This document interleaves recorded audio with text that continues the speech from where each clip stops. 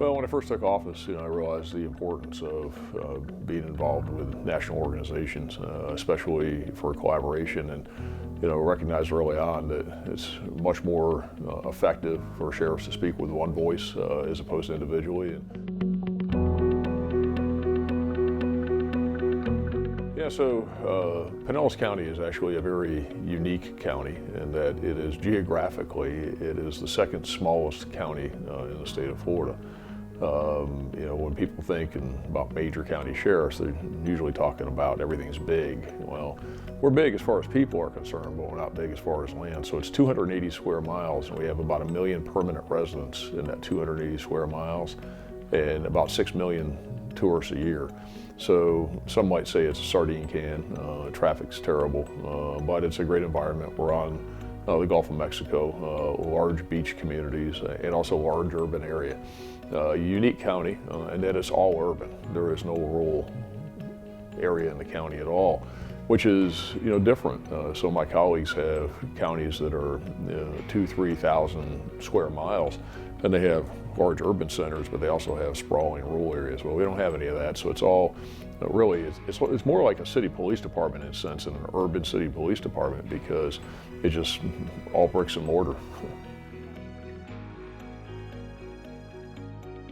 My path is a little bit different. I started 36 years ago, and I worked in the jail, and I was a city cop, and came back to the sheriff's office. I left for a period of time to go to law school, and then I was out practicing and came back.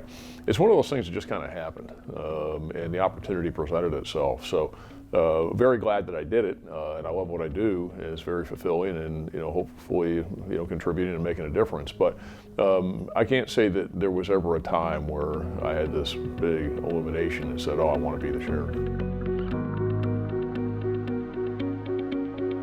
So mass casualty events are seen too much lately, especially in the context of school-based events and school shootings, of course. In Florida, we had the very tragic situation at Marjorie Stoneman Douglas High School in Parkland back in February of 18. But any mass casualty event is one that law enforcement needs to do everything they can to be absolutely prepared for. But at the end of the day, you'll never be totally prepared for it because of what it is. It's a mass casualty event. To some degree, it's going to be organized chaos, and to some degree, you're only going to be able to do so much to prepare for it. But we have an obligation to be as prepared as we can possibly be. And that means good collaboration ahead of time, training, appropriate training, having a good incident command system, making sure that we have unified command concepts in place, and that we've worked with all our other partners, within fire EMS, within the city police departments, the sheriff, the state entities, so that not if it happens to you, but when it happens to you, that you've got an understanding as to who's going to do what, when, and how, and that you have the best structure in place. Now, those are lessons learned from other events. There's a lot of room for doing it better than what was done at Parkland, but also in that event, there's a lot of people who are heroes that did it well, but there's a lot to be learned from that.